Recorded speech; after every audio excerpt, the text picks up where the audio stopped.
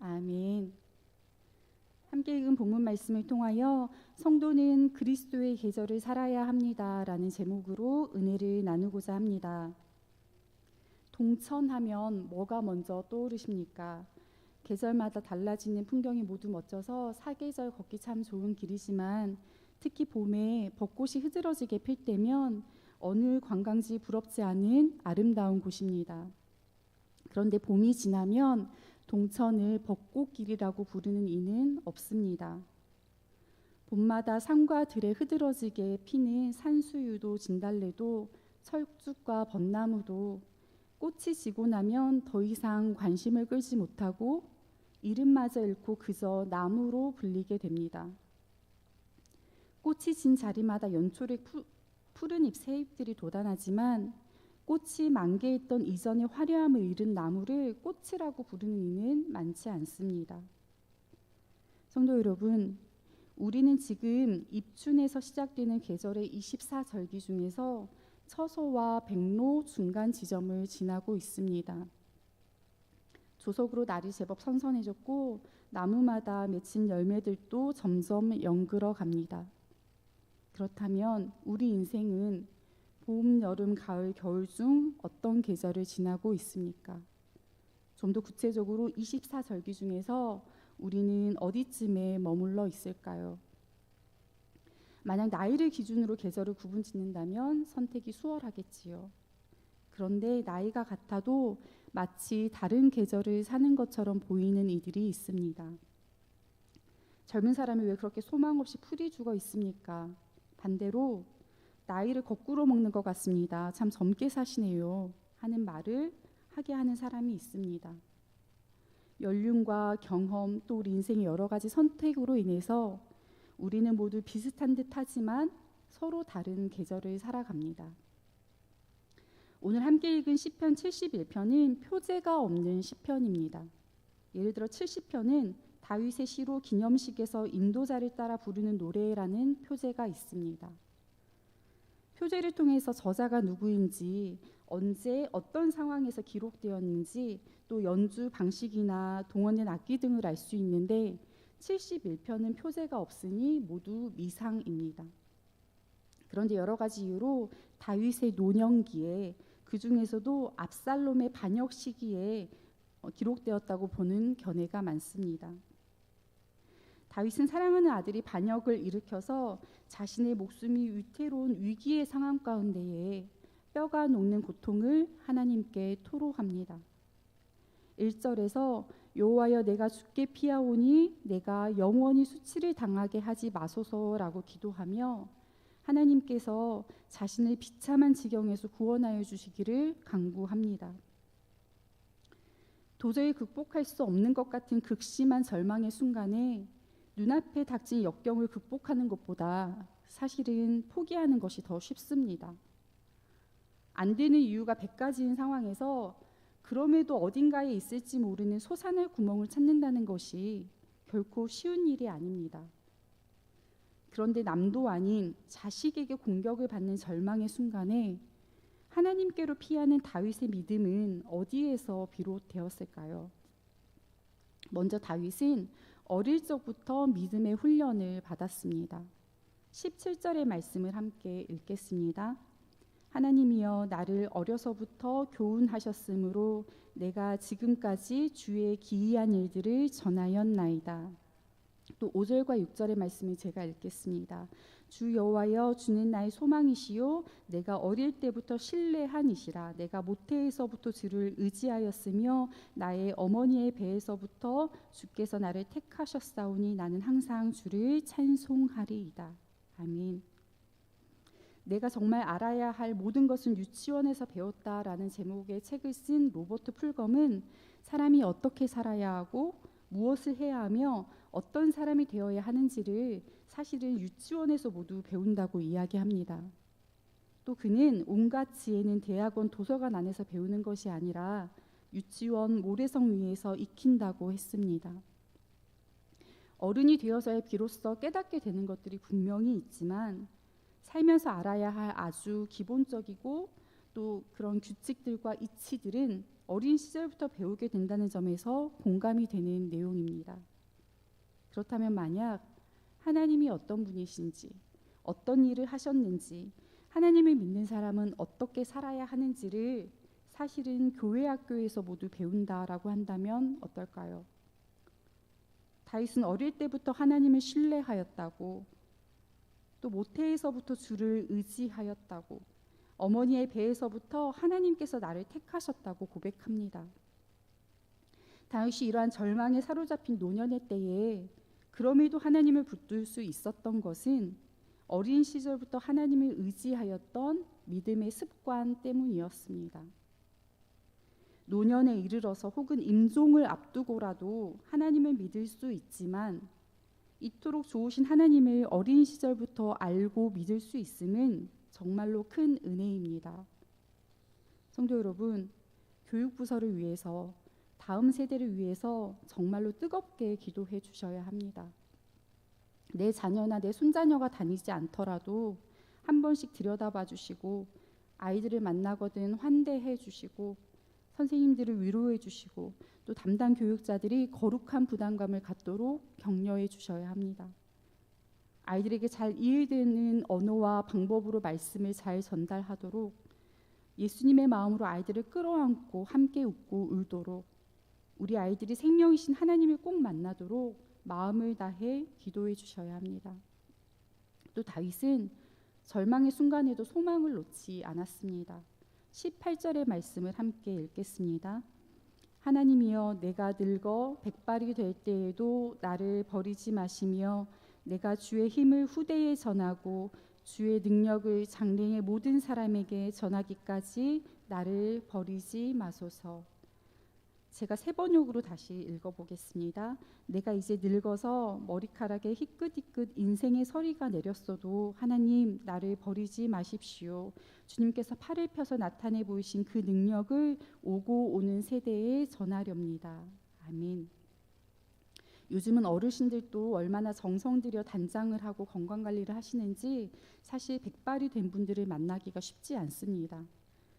저희 외할머니는 올해 4월에 100세 생신을 지나셨는데 백발도 파마를 해놓으니 얼마나 곱고 예쁜지 모릅니다.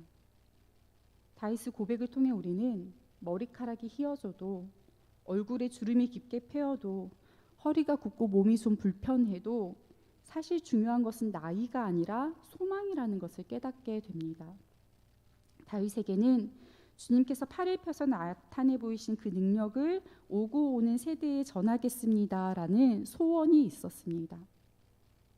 일평생 사는 동안 경험한 하나님, 절망의 나락에 떨어지는 순간에도 팔을 펴서 지키시고 평안으로 인도하신 하나님을 다음 세대까지 전하고 싶다는 간절한 소망입니다. 나는 이제 나이 들어서 교사를 못한다고 하는 분들이 있습니다.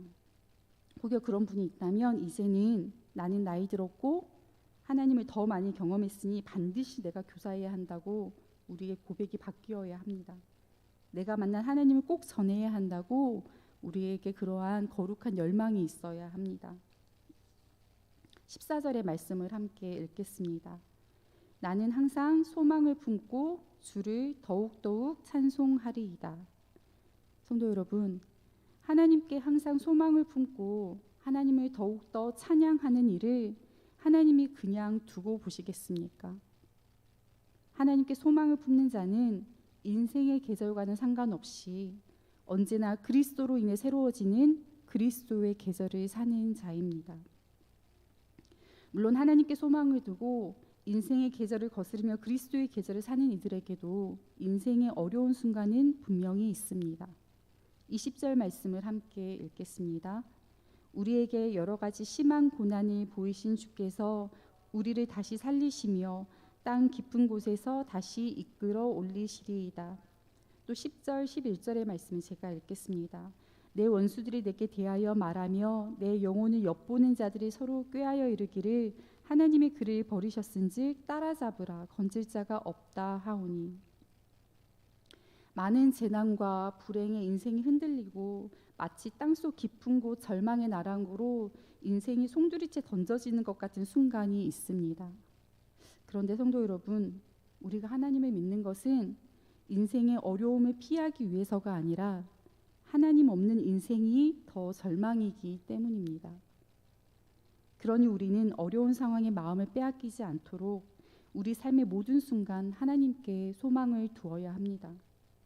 넘어지더라도 다시 일어서도록 믿음의 근육을 키워야 합니다. 다시 이끌어 올리시는 하나님께 삶의 문제를 내어 맡기고 의지하는 훈련을 해야 합니다. 또 다윗을 강하게 하였던 것은 무엇일까요? 다윗은 고난 가운데서도 하나님을 찬양하는 것이 영혼의 즐거움이 된다고 고백합니다. 22절, 23절의 말씀을 함께 읽겠습니다. 나의 하나님이여, 내가 또 비파로 주를 찬양하며 주의 성실을 찬양하리이다. 이스라엘의 거룩하신 주여, 내가 수금으로 주를 찬양하리이다. 내가 주를 찬양할 때에 나의 입술이 기뻐 외치며 주께서 속량하신 내 영혼이 즐거워하리이다. 아멘. 역대하 20장에서 전투를 앞둔 여호사밧 왕이 선봉에 찬양대를 세우고 여호와께 감사하세 그의 인자하심이 영원하도다라고 하나님을 찬양하게 하였습니다. 그 찬양이 시작되자마자 적군인 모압과 암몬 동맹군이 완전히 격퇴되는 기적 같은 일이 일어났습니다. 또 사도행전 16장에서 바울이 전도하다가 억울한 누명을 쓰고 감옥에 갇혔을 때에 바울과 실라가 그 매임 속에서도 기도하며 하나님을 찬양하자 옥터가 움직이고 문이 열리며 모든 사람을 매였던 것이 다 벗어지는 기적이 일어났습니다. 찬양은 이토록 회복의 능력이 있습니다. 다윗은 시편 9편 2절 3절에서 내가 주를 기뻐하고 즐거워하며 지존하신 주의 이름을 찬송하리니 내 원수들이 물러갈 때에 주 앞에서 넘어져 망함이니이다 라고 고백합니다. 찬양은 전쟁터에 나가는 전사들에게 무기보다 앞서는 전술이었습니다. 찬양은 매임 속에서도 소망을 품게 하였고 실제로 옥문이 열리는 열쇠였습니다. 또 찬양은 원수들이 넘어뜨리고 망하게 하는 무기였습니다. 성도 여러분, 옷이 벗겨지는 줄도 모르고 춤추며 찬양하였던 다윗의 모습이 우리에게 있어야 합니다. 우리는 여호사밧 왕이 선봉대에 세운 찬양대원처럼 인생의 두려움을 맞설 때 찬양해야 합니다. 감옥에 갇힌 것처럼 암담한 삶의 자리일지라도 바울처럼 찬양을 멈추지 않아야 합니다. 하나님은 이사야 43장 21절에서 말씀하십니다. 이 백성은 내가 나를 위하여 지었나니 나를 찬송하게 하려 함이니라. 찬양은 하나님께서 우리를 지으신 목적입니다. 우리가 인생의 모든 계절을 사는 동안 찬양은 우리에게 하나님의 은혜를 공급하는 통로가 됩니다. 마지막으로 24절의 말씀을 함께 읽겠습니다. 나의 혀도 종일토록 주의 의를 작은 소리로 읊조리오리니 나를 모해하려 하던 자들이 수치와 무한을 당함이니이다. 아멘. 다윗의 힘은 온종일 하나님의 의로우심을 읊조리는 데 있었습니다. 읊조린다는 것은 뜻을 음미하면서 낮은 목소리로 시를 읽는다는 뜻입니다. 위급한 상황에서 응급처치처럼 급하게 드리는 기도가 아니라 삶의 모든 순간 하나님을 의식하며 드리는 기도입니다. 하나님을 묵상한다고 하면서 사실은 하나님은 없고 문제를 끌어안고 그것을 묵상할 때가 있습니다. 우리가 묵상하는 것이 정말 하나님인지, 문제를 끌어안고 상황을 묵상하다가 어쩌다 한번 하나님께 묻는 것은 아닌지 우리 묵상의 내용을 점검해야 합니다.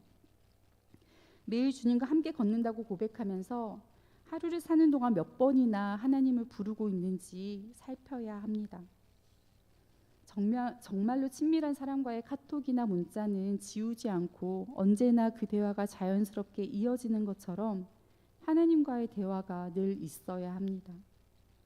우리가 예배로 나아가고 다시 세상으로 나아가는 것처럼 우리의 기도, 하나님을 향한 읊조림도 마침이 있어서는 안 됩니다. 성도 여러분, 어떤 계절을 살고 계십니까? 꽃이 피는 봄입니까? 푸르른 여름입니까? 열매 맺는 가을입니까? 혹은 설이 내리는 겨울입니까? 아니면 그리스도의 계절입니까? 꽃이 져도 나무는 온몸으로 꽃입니다. 비록 꽃이 지고 이파리는 마르고 더 이상 열매 맺지 못할 것처럼 여겨지는 인생일지라도 하나님을 의지하고 하나님께 피하는 자, 하나님을 뜨겁게 찬양하며 종일토록 하나님의 의로우심을 읊조리는 자를 하나님은 꽃으로 여기십니다. 모든 상황보다 크신 하나님께 소망을 두는 자는 인생의 계절을 거슬러 그리스도의 계절을 살게 하십니다. 나는 항상 소망을 품고 주를 더욱더욱 찬송하리이다. 은혜로 주어진 오늘 하루의 삶, 우리의 인생보다 크신 신실하신 하나님께 소망을 품고 하나님을 더욱 뜨겁게 찬양하는 저와 여러분이 되기를 소망합니다. 기도하겠습니다. 신실하신 하나님, 우리 인생에 절망이 찾아와 과연 봄이 있었던가 싶은 순간이 있습니다. 여름의 뜨거운 열기에 목이 마르고 마음이 갈라질 때가 있습니다. 가을이 되었으나 보이는 열매가 없어 마음이 공허할 때가 있습니다. 차고 시린 겨울을 살아갈 때도 있습니다. 내 인생을 내가 살아가려 할 때 우리는 이토록 어렵고 비참합니다. 하나님의 긍휼로 우리를 덮어 주시옵소서. 우리의 인생에 간섭하여 주시고 하나님을 알아감으로 새로움을 덧입어 그리스도의 계절을 살게 하시옵소서. 상황과 문제의 마음을 빼앗기지 않고 신실하신 하나님께 소망을 두고 살게 하시옵소서. 찬양과 기도가 우리의 거룩한 습관이 되게 하시고 매일 주님을 의식하며 하나님과 연결되어 살게 하시옵소서. 오늘 또 우리의 걸음을 인도하실 신실하신 주님을 찬양하며 예수 그리스도의 이름으로 기도합니다. 아멘.